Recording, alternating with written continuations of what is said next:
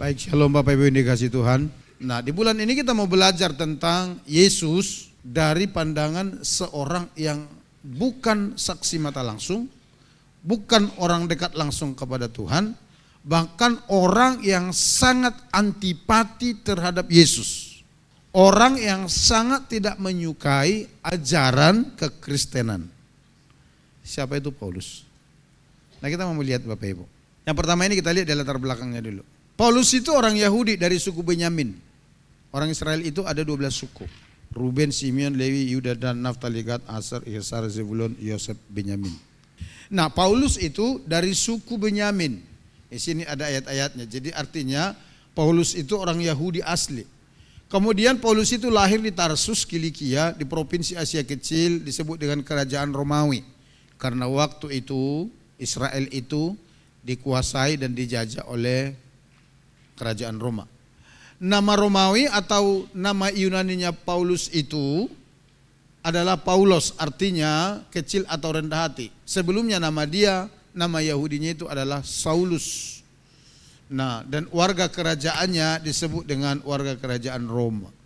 Next. Nah, Saulus ini ikut mazhab Farisi di bawah didikan Gamaliel. Mazhab itu artinya begini, golongan sekelompok orang yang memiliki aliran tertentu. Nah, alirannya Farisi. Orang Farisi ini adalah orang-orang yang sangat teliti untuk melakukan hukum Taurat. Itu orang Farisi. Dan Paulus ada di situ. Paulus memiliki kehidupan spirit yang sangat taat pada hukum Taurat dan sangat bersemangat membela tradisi Yahudi. Nanti kalau Bapak Ibu baca dalam Filipi pasal 3, di sana Paulus bersaksi, dia berkata begini, mengenai hukum Taurat, aku tidak bercacat. Jadi Paulus itu orang yang sangat-sangat fanatik dengan keyakinan kepercayaan Yahudinya. Next. Di dalam Kisah Rasul 8, dia diceritakan begini. Saulus juga setuju bahwa Stefanus mati dibunuh. Pada waktu itu mulailah penganiayaan yang hebat terhadap jemaat di Yerusalem. Mereka semua kecuali rasul-rasul tersebar ke seluruh daerah Yudea dan Samaria.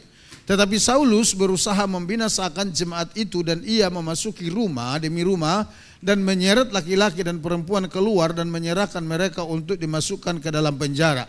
Kenapa di sini dikatakan Saulus juga setuju bahwa Stefanus mati dibunuh? Siapa Stefanus ini? Stefanus ini adalah salah satu dari murid Kristus yang bukan termasuk di dalam 12 rasul.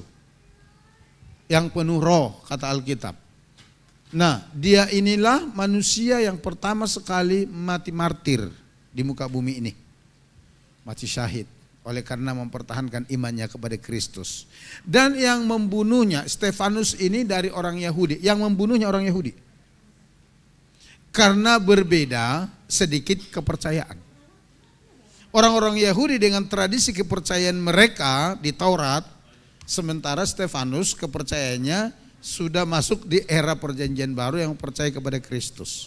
Nah, Paulus ini adalah salah seorang dari anggota mazhab Farisi yang begitu taat terhadap Taurat.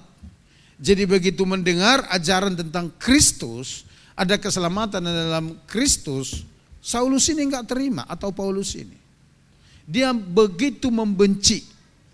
Sehingga terjadilah penganiayaan kepada orang-orang yang telah menjadi percaya kepada Kristus. Dan dikatakan Saulus atau Paulus terlibat di dalamnya dan dia setuju. Nah, coba kita lihat selanjutnya. Nah, kata setuju dalam teks Yunani ditulis dengan suneudokon. Artinya sebuah tindakan yang sifatnya mendukung dengan senang hati terhadap eksekusi hukuman mati Stefanus. Jadi kata yang dimaksud di sana setuju itu bukan sekedar oh iya kalian lakukan, enggak. Tapi disertai dengan semangat yang begitu antusias melihat tindakan orang-orang Yahudi yang menganiaya atau yang merajam Stefanus pada saat itu. Nah, ini menggambarkan, sikap Paulus ini menggambarkan bahwa Saulus sangat fanatik terhadap agama dan keyakinan Yahudinya. Dia susah menerima keyakinan yang baru. Dia sangat berpegang teguh kepada keyakinan Yahudinya. Next. Sedangkan kata membinasakan yang ditulis di sana dalam teks Yunani ditulis dengan elimaineto. Artinya menghancurkan dengan kejam, merusak, membinasakan seperti binatang buas. Saudara kalau lihat di film-film, kalau binatang buas menerkam mangsanya, tidak sekedar diterkam tapi itu dicabik-cabik. Nah, sampai seperti itu digambarkan bagaimana cara Paulus dengan orang-orang yang anti terhadap Kristus dan pengajaran pengikut Kristus pada saat itu ketika ditemukan mereka dianiaya habis-habisan. Dan dikatakan gangsternya itu Paulus. Di sana saudara. Kata ini menggambarkan bahwa Saulus bukan sekedar menganiaya tetapi melakukan penindasan secara brutal dan sistematis. Itu dilakukan. Tindakan kejahatannya ini diakui oleh Paulus secara konsisten di berbagai kesempatan dalam kesaksiannya. Setelah dia bertobat, nanti kita lihat, dia menyaksikan hal itu. Coba kita lihat dulu di Kisah Rasul 22 ayat 3 sampai 5. Dikatakan begini, aku adalah orang Yahudi, lahir di Tarsus, di tanah Kilikia, tetapi dibesarkan di kota ini, dididik dengan teliti di bawah pimpinan Gamaliel dalam hukum nenek moyang kita. Sehingga aku menjadi seorang yang giat bekerja bagi Allah sama seperti kamu semua pada waktu itu. Artinya dalam konteks Taurat. Dia orang yang getol untuk melakukan Taurat. Next, ayat 4. Dan aku telah menganiaya pengikut-pengikut jalan Tuhan sampai mereka mati. Laki-laki dan perempuan kutangkap dan kuserahkan ke dalam penjara. Jadi di dalam melakukan tindakannya ini yang sebenarnya dikatakan bahwa Paulus itu sweeping ke rumah-rumah. Dicari orang-orang yang memiliki keyakinan percaya kepada Yesus.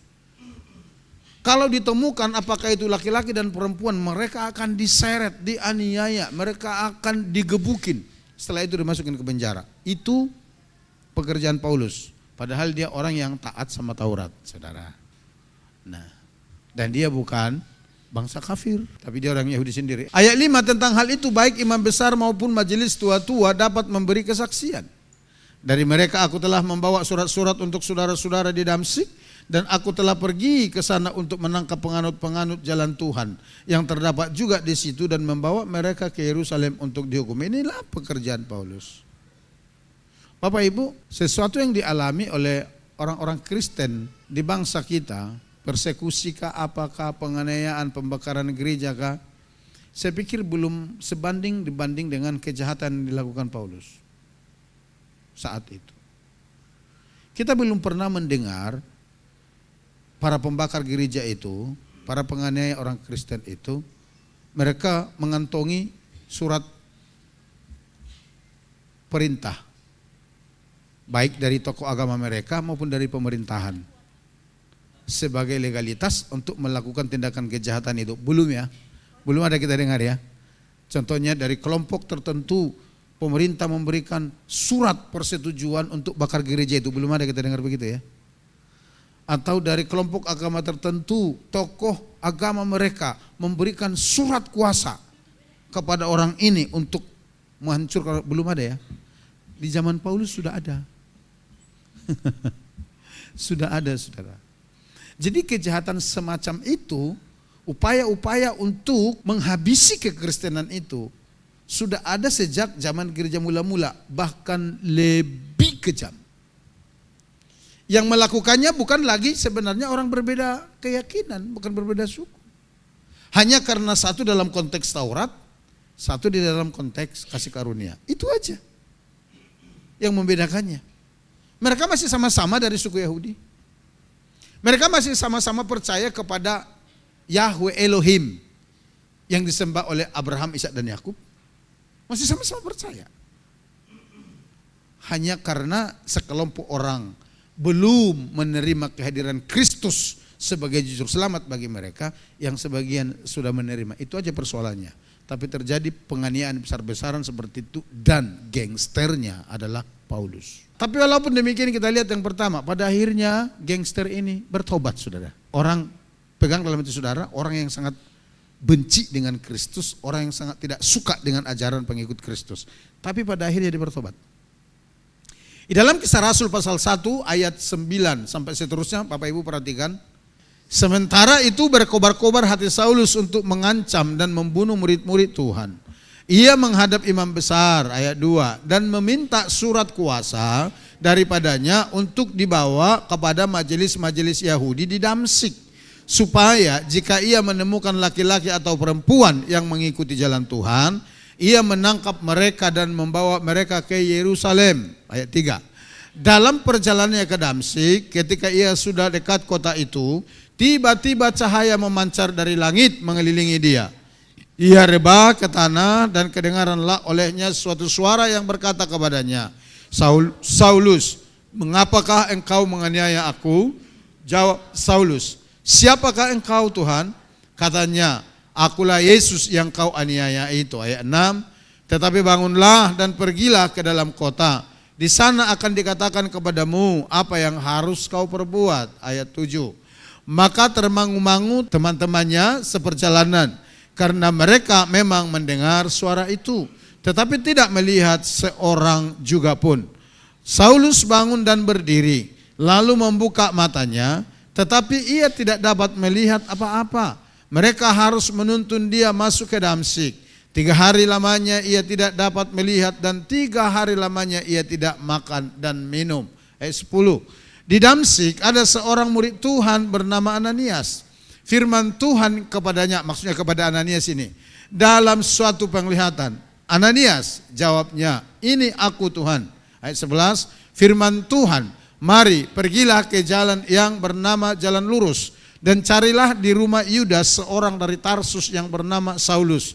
Ia sekarang berdoa. Kita langsung ke ayat 17. Lalu pergilah Ananias ke situ dan masuk ke rumah itu. Ia menumpangkan tangannya ke atas Saulus, katanya, Saulus, saudaraku, Tuhan Yesus yang telah menampakkan diri kepadamu di jalan yang engkau lalui, telah menyuruh aku kepadamu supaya engkau dapat melihat lagi dan penuh dengan Roh Kudus. Ayat 18. Dan seketika itu juga seolah-olah selaput gugur dari matanya, sehingga ia dapat melihat lagi. Ia bangun lalu dibaptis. Next. Nah, Bapak Ibu, Saulus yang tadinya gangster, yang sangat antipati, yang sangat membenci Kristus dan ajaran di dalam Kristus itu.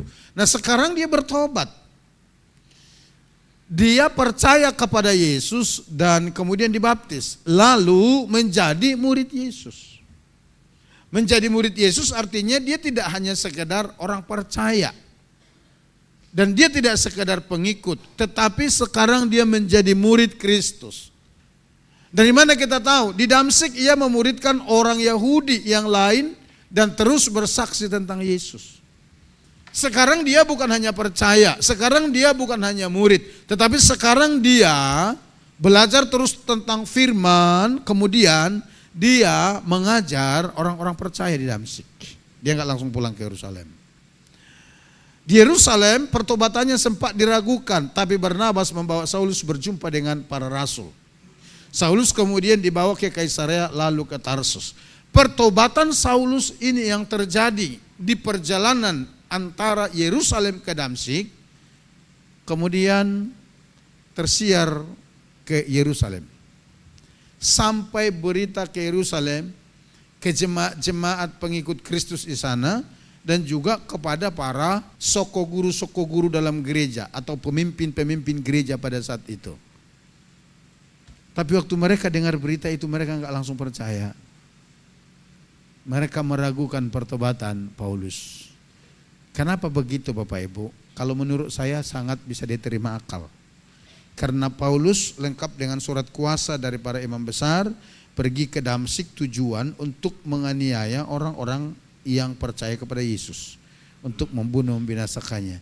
Tiba-tiba sekarang dapat berita, tadinya Paulus penganiaya orang percaya kepada Kristus itu, sekarang dia telah menjadi percaya kepada Kristus loh. Orang gak langsung percaya. Syukurnya di antara orang percaya, di antara para penatua di sana, ada seorang yang bernama Barnabas. Barnabaslah yang menerima keberadaan Paulus, dan Barnabaslah yang menjadi mediator antara Paulus dengan orang-orang percaya atau jemaat-jemaat Kristus yang ada di Yerusalem, dan termasuk kepada para pemimpin-pemimpin gereja pada saat itu, saudara. Sehingga Barnabas bawa dia ke Yerusalem untuk ketemu jemaat-jemaat Tuhan di sana dan juga para hamba-hamba Tuhan itu. Next. Kedua, kita lihat Paulus bukan hanya bertobat, tetapi dia menjadi hamba Yesus Kristus. Dalam Kisah Rasul 9 ayat 15 tadi kita tidak baca ini karena kita langsung ke ayat 17-nya, dikatakan begini. Tetapi firman Tuhan kepadanya, kepada siapa? Kepada Ananias, pergilah, sebab orang ini adalah alat pilihan bagiku. Jadi Tuhan berbicara kepada hamba Tuhan yang ada di Damsyik itu, namanya Ananias, dalam sebuah penglihatan, pergi temui dia. Temui maksudnya Paulus, sebab orang ini, Paulus ini adalah alat pilihan bagiku untuk memberitakan namaku kepada bangsa-bangsa lain serta raja-raja dan orang-orang Israel. Ayat 16, ini Tuhan berkata, aku sendiri akan menunjukkan kepadanya, kepada Paulus maksudnya, betapa banyak penderitaan yang harus ia tanggung oleh karena namaku. Ada ayat-ayatnya di sini. Nah, Bapak Ibu, Paulus tidak menjadi hanya orang percaya, tapi dia menjadi hamba Tuhan Yesus Kristus atau rasul-rasul Yesus Kristus. Di surat-suratnya, hampir selalu kalau dia kirim tulisan-tulisannya, surat-surat yang ditulis oleh tangannya karena pewahyuan-pewahyuan dari Yesus Kristus, dia selalu menulis dari Paulus, rasul Yesus Kristus atau hamba Kristus. Dia pasti selalu tulis begitu. Jadi seorang yang membenci Yesus ini, seorang yang membenci ajaran pengikut Kristus ini, sekarang dia ditangkap Tuhan, bukan hanya percaya kepada Yesus, tetapi sekarang dia menjadi pelayan Kristus. Next. Yang ketiga, kita lihat pengalaman spiritual Paulus bahwa dia pernah diangkat naik ke sorga. Ini pengalaman dia sebagai orang yang percaya kepada Yesus, pengalaman rohaninya. Dalam 2 Korintus 12 ayat 1 dikatakan, aku harus bermegah, sekalipun memang hal itu tidak ada faedahnya. Namun demikian aku hendak memberitakan penglihatan-penglihatan dan penyataan-penyataan yang kuterima dari Tuhan. Jadi dia punya pengalaman-pengalaman perjumpaan ilahi dari Tuhan. Dan di dalam perjumpaan-perjumpaannya itu Tuhan memberikan penyataan-penyataan kepada dia, termasuk masalah Injil, firman Tuhan yang ditulis oleh Paulus. Itu tidak diterima dari manusia tapi langsung dari Yesus. Nanti kita baca kesaksian dia ya saudara ya. 2 Korintus 12 ayat 2 berkata begini, aku tahu tentang seorang Kristen 14 tahun yang lampau. Jadi ini dia bercerita pengalamannya setelah 14 tahun berikutnya. Dia berkata begini, entah di dalam tubuh, aku tidak tahu. Entah di luar tubuh, aku tidak tahu. Allah yang mengetahuinya. Orang itu tiba-tiba diangkat ke tingkat yang ketiga dari surga. Dalam pengalaman spiritualnya bersama dengan Tuhan, dia berkata, dia bersaksi bahwa dia diangkat ke surga, ke lantai 3. Ternyata surga punya lantai 3, saudara. Surga. Iya, ini dari kesaksian Paulus. Next. Ayat 3, aku juga tahu tentang orang itu, entah di dalam tubuh, entah di luar tubuh. Aku tidak tahu, Allah yang mengetahuinya. 4, ia tiba-tiba diangkat ke Firdaus. Ternyata Firdaus itu ada di tingkat ketiga, di sorga. Dan ia mendengar kata-kata yang tak terkatakan. Dikatakan Paulus mendengar kata-kata yang tak terkatakan. Kata-kata yang tak terkatakan di sini maksudnya kata-kata yang sangat mulia, yang tidak lazim dibicarakan oleh manusia, yang tidak boleh diucapkan manusia. Ayat 5, atas orang itu aku hendak bermegah, tetapi atas diriku sendiri aku tidak akan bermegah, selain atas kelemahan-kelemahanku. Next. Sebab sekiranya aku hendak bermegah juga, aku bukan orang bodoh lagi, karena aku mengatakan kebenaran. Tetapi aku menahan diriku, supaya jangan ada orang yang menghitungkan kepadaku lebih daripada yang mereka lihat padaku, atau yang mereka dengar daripadaku. Dan supaya aku jangan meninggikan diri karena pernyataan-pernyataan yang luar biasa itu. Jadi dia mau katakan begini, pengalaman itu luar biasa, tapi aku enggak mau menyombongkan diri dengan pengalaman-pengalaman itu, kira-kira begitu. Maka aku diberi suatu duri di dalam dagingku, yaitu seorang utusan iblis untuk menggocok aku supaya aku jangan meninggikan diri. Artinya begini, para penafsir mempercayai bahwa Paulus itu punya sebuah kelemahan di dalam tubuhnya yang Tuhan izinkan, dan dia berkata itu adalah utusan iblis menggocok dia. Kelemahan apa? Paulus itu punya penyakit tertentu yang tidak sembuh. Yang diizinkan Tuhan ada untuk membuat dia terus tetap rendah hati di depan Tuhan. Dia katakan supaya aku tidak menyombongkan diri.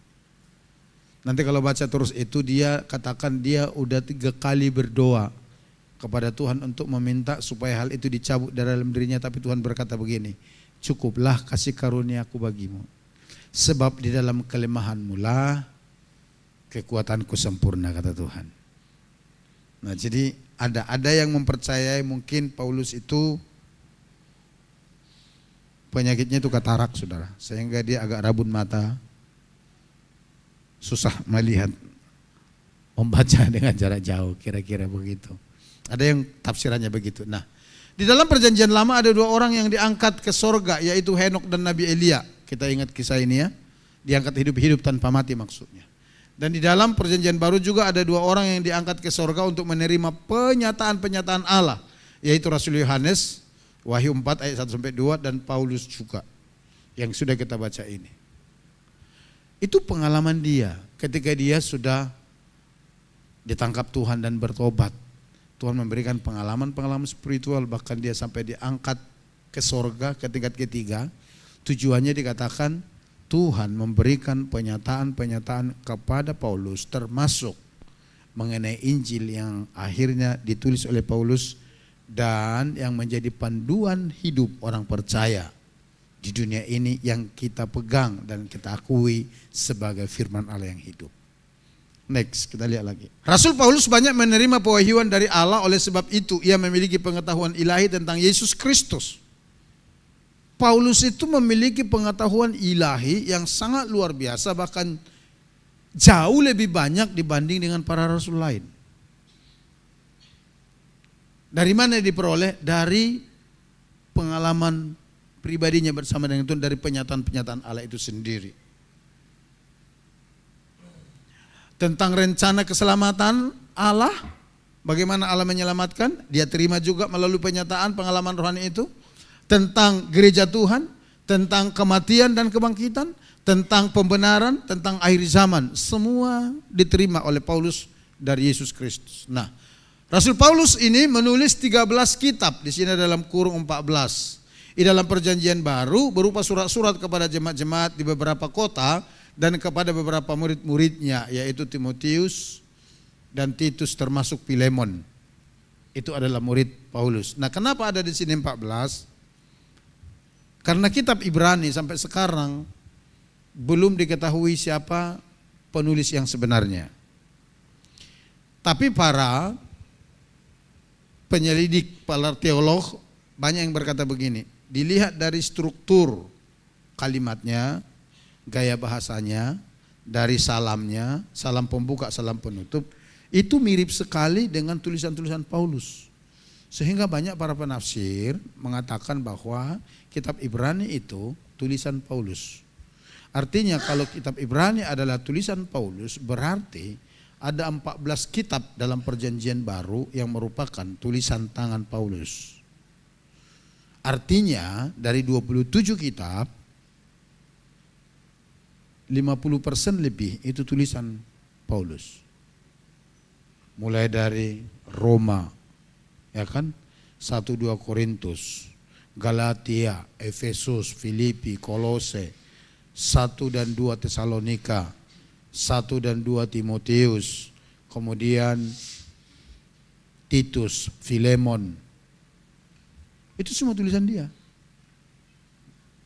Kalau benar dia yang menulis, tambah dengan Ibrani, lebih separuh dari kitab-kitab yang di perjanjian baru itu adalah tulisan Paulus yang diterima bukan karena dia belajar atau diajar orang, tapi Tuhan Yesus sendiri yang memberikan pernyataan kepada dia, kepada Paulus ini.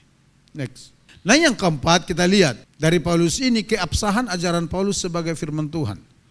Pada akhirnya dari tulisan-tulisan yang Rasul Paulus buat itu dikanonkan menjadi sebuah kitab dan diterima, diakui sah sebagai kitab pedoman penuntun hidup orang percaya, atau yang kita sebut sebagai firman Allah. Ada sebuah ajaran baru muncul di China, sebuah kelompok lah ya, sekte yang berkata ajaran Paulus itu nggak benar, nggak perlu diteladani, nggak perlu diterima, karena Paulus itu latar belakangnya dari seorang gangster, pembunuh, penjahat apa segala macam. Masa tulisan-tulisannya diakui dan diterima sebagai firman Tuhan? Nggak mungkin. Nah, Bapak Ibu, itu kata orang itu. Tapi kita akan lihat bagaimana proses tulisan-tulisan Paulus ini pada akhirnya disahkan menjadi firman Allah tertulis dan menjadi panduan kehidupan kita. Itu tidak terjadi secara langsung. Syarat-syarat kitab-kitab itu diterima menjadi firman Allah ada. Itu sebabnya ada banyak kitab-kitab lain tidak diterima sebagai firman Allah di dalam kitab kita orang percaya kepada Kristus. Tapi tulisan-tulisan Paulus diterima sebagai firman Allah dengan beberapa alasan ini. Bapak Ibu perhatikan, yang pertama, dari perkataan Tuhan Yesus kepada Ananias tentang Saulus atau tentang Paulus ini, yang kita baca tadi dalam Kisah Rasul 15 ayat 16. Tuhan Yesus sendiri yang bersaksi, yang menyatakan kepada Ananias. Coba buka lagi Kisah Rasul 9 ayat 15-16 itu. Tetapi firman Tuhan kepada Ananias, pergilah, sebab orang ini adalah alat pilihan bagiku untuk memberitakan namaku kepada bangsa-bangsa lain serta raja-raja dan orang-orang Israel. Ayat 16. Aku sendiri akan menunjukkan kepadanya betapa banyak penderitaan yang harus ia tanggung oleh karena namaku.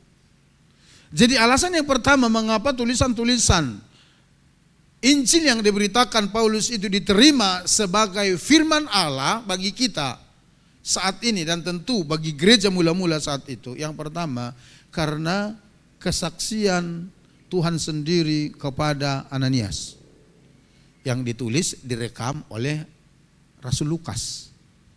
Nah, di Kisah Rasul ditulis begitu. Yang kedua, Paulus sendiri menerima Injil itu langsung dari Tuhan Yesus, bukan dipelajari dari manusia atau bukan diajarkan kepadanya oleh seorang manusia. Di dalam Galatia pasal 1 ayat 11 sampai 12 dikatakan begini, sebab aku menegaskan kepadamu saudara-saudaraku bahwa Injil yang kuberitakan itu bukanlah Injil manusia.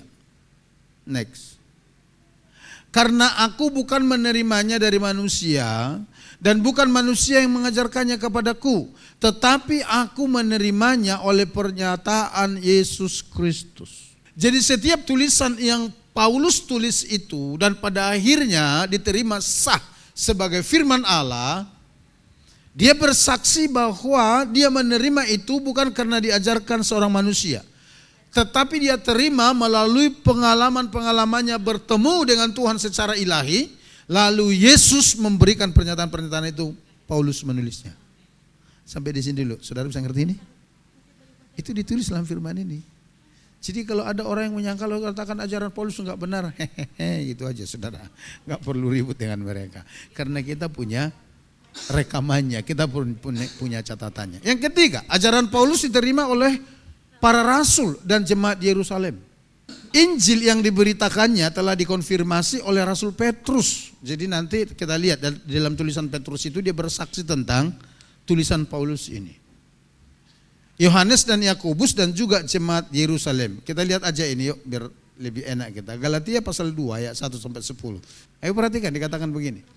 Kemudian setelah lewat 14 tahun, aku pergi pula ke Yerusalem dengan Barnabas. Ini yang saya katakan tadi, dia pulang ke Yerusalem dibawa oleh Barnabas, dan Titus pun kubawa juga. Titus ini adalah anak rohaninya yang berasal dari bangsa Yunani.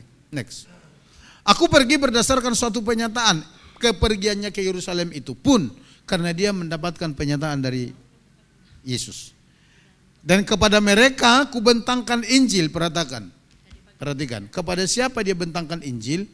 Kepada orang-orang percaya di Yerusalem yang telah percaya kepada Kristus dan kepada para pemimpin gereja yang ada di Yerusalem.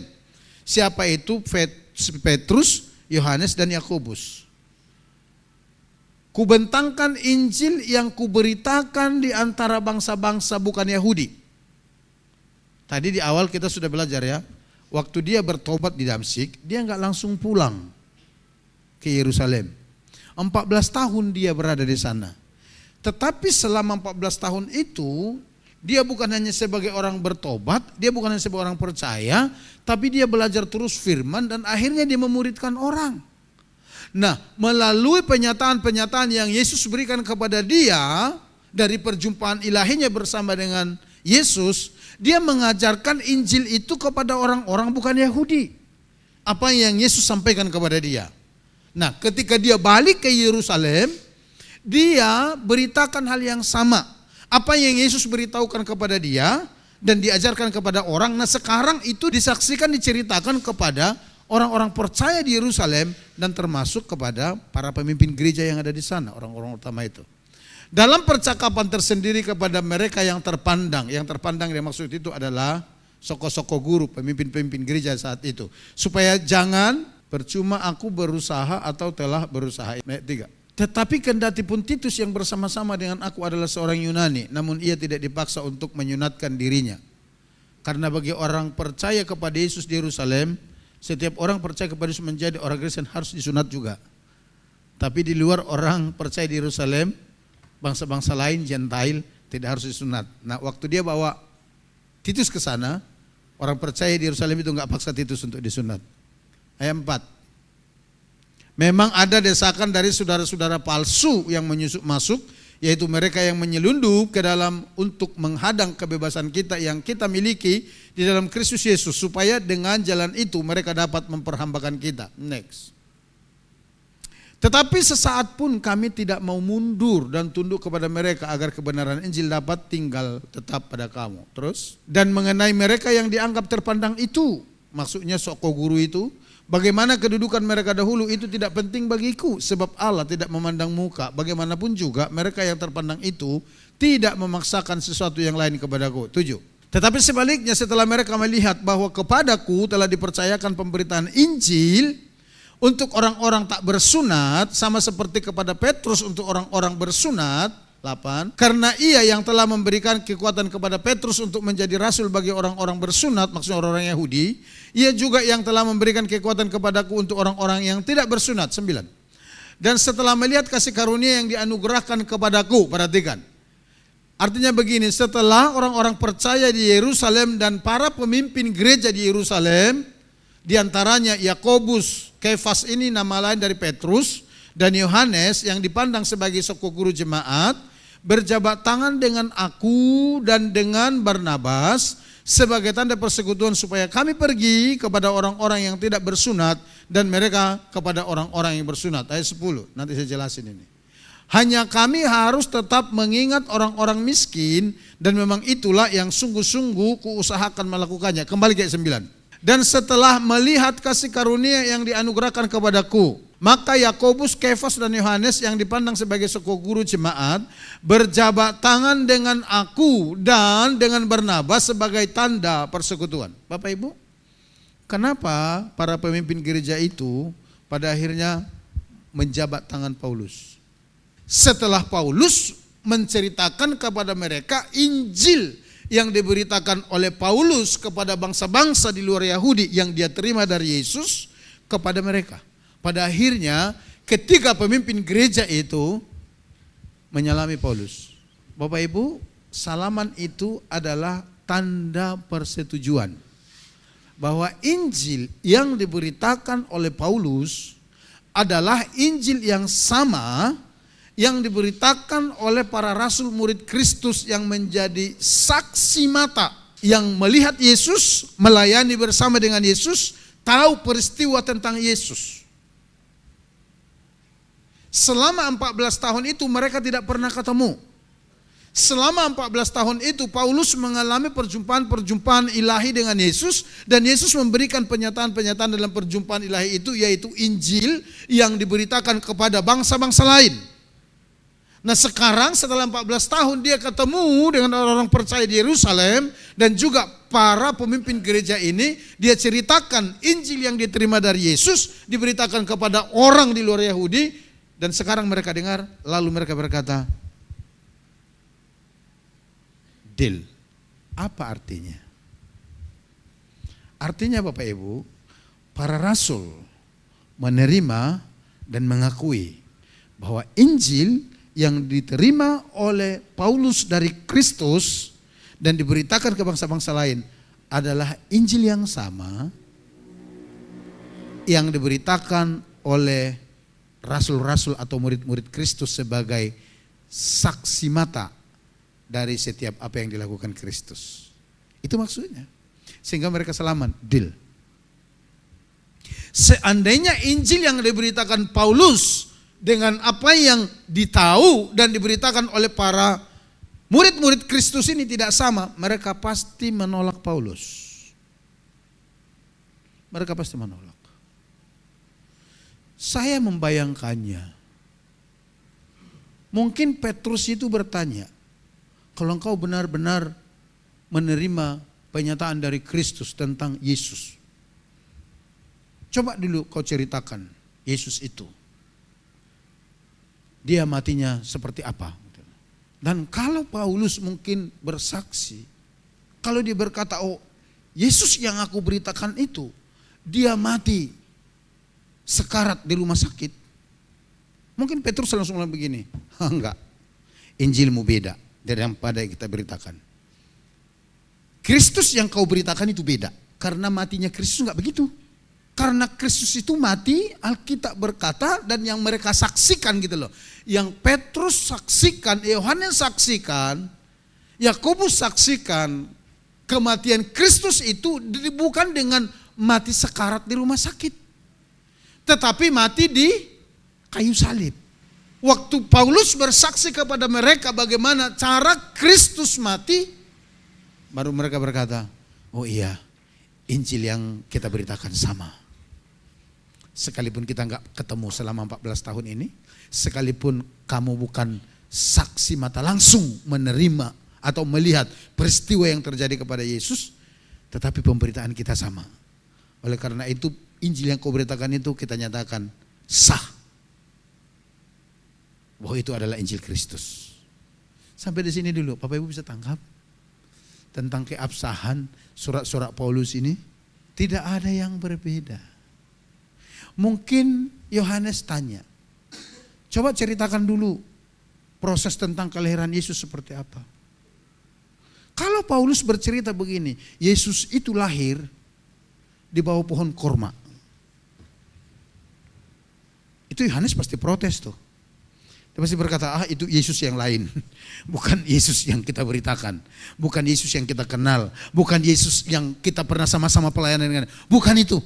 Karena Yesus yang kita kenal itu, dia lahir di Bethlehem.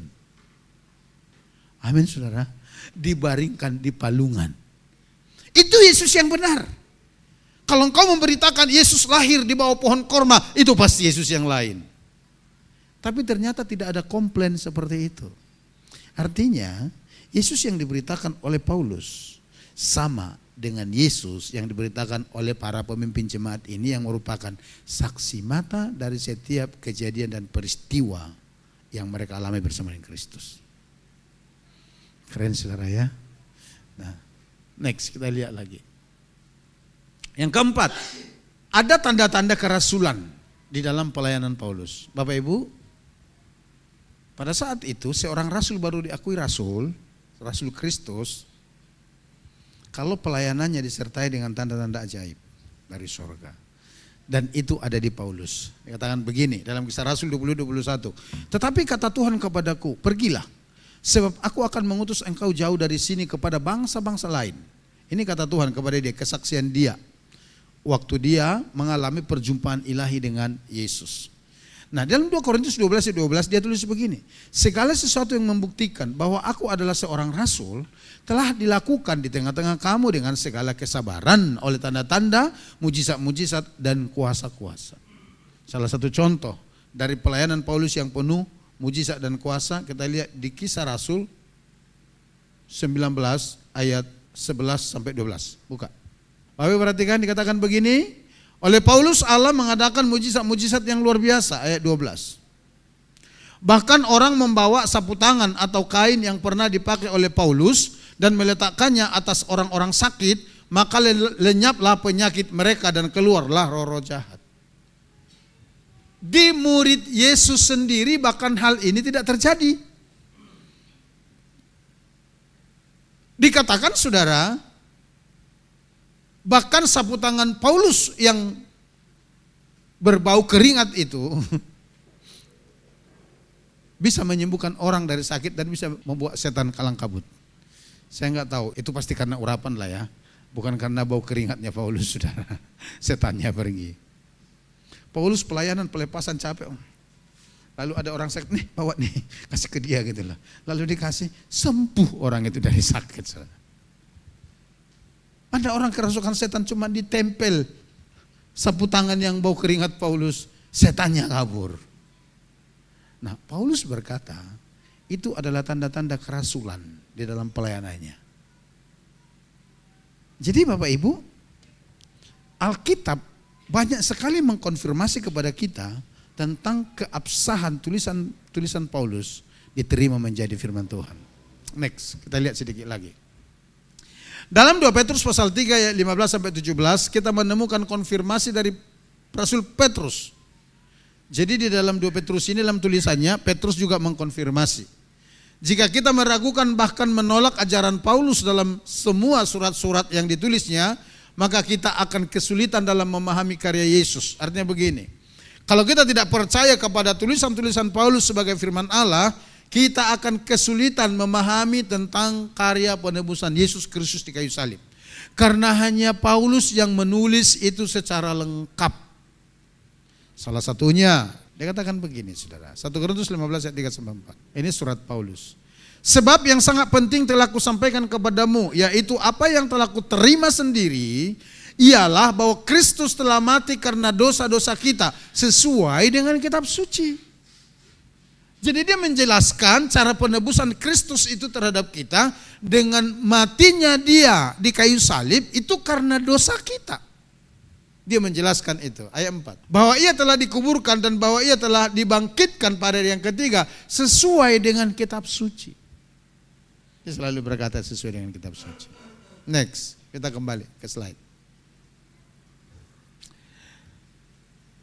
Maka kita akan tidak mengalami pertumbuhan rohani. Kenapa? Karena kita menolak tulisan-tulisan Paulus sebagai firman Allah. Kita akan stagnan rohani. Kita akan hidup dalam keraguan dan kesesatan. Next, akan terjadi perpecahan dalam gereja. Akan berujung pada kebinasaan. Karena itu Petrus menempatkan tulisan Paulus setara dengan kitab-kitab yang lain dan menjadi peringatan keras agar kita tidak memutarbalikkannya. Kita lihat 2 Petrus pasal 3 ayat 15 sampai 17 tadi. Apa kesaksian Petrus tentang Paulus ini? Dikatakan begini, anggaplah kesabaran Tuhan kita sebagai kesempatan bagimu untuk beroleh selamat. Seperti juga Paulus, ini yang menulis ini Petrus, tapi dia bersaksi tentang Paulus. Saudara kita yang kekasih telah menulis kepadamu menurut hikmat yang dikaruniakan kepadanya. Ayat 16. Hal itu dibuatnya dalam semua suratnya apabila ia berbicara tentang perkara-perkara ini. Dalam surat-suratnya itu ada hal-hal yang sukar dipahami. Sehingga orang-orang yang tidak memahaminya dan yang tidak teguh imannya memutarbalikkannya menjadi kebinasaan mereka sendiri. Sama seperti yang juga mereka buat dengan tulisan-tulisan yang lain. Ayat 17. Tetapi kamu saudara-saudaraku yang kekasih, kamu telah mengetahui hal ini sebelumnya. Karena itu waspadalah supaya kamu jangan terseret ke dalam kesesatan orang-orang yang tak mengenal hukum. Dan jangan kehilangan peganganmu yang teguh. Petrus menasihatkan itu kepada orang-orang percaya. Supaya kita menerima tulisan-tulisan Paulus itu sebagai firman Allah dan memahaminya dengan benar. Karena dikatakan memang Paulus dikaruniakan hikmat khusus untuk menulis itu. Dan ketika orang salah memahaminya, itu bisa menjadi kesesatan bagi mereka. Ada banyak sekali pertentangan perdebatan yang terjadi hanya karena orang membaca tulisan Paulus. Kita harus akui itu. Kenapa begitu? Ya Petrus katakan karena mereka tidak memahaminya dengan benar. Salah satu contoh saya kasih. Buka 2 Korintus pasal 9, mulai ayat 6. Perhatikan ya, banyak orang yang diselewengkan oleh ayat ini sehingga mereka tidak melakukan firman. Perhatikan, 2 Korintus pasal 9 ayat 6 dikatakan, camkanlah ini, orang yang menabur sedikit akan menuai sedikit juga, dan orang yang menabur banyak akan menuai banyak juga. Ayat 7. Hendaklah masing-masing memberikan menurut kerelaan hatinya, jangan dengan sedih hati atau karena paksaan, sebab Allah mengasihi orang yang memberi dengan sukacita. Saudara tahu? Ayat ini dipakai orang untuk tidak mengembalikan persepuluhan.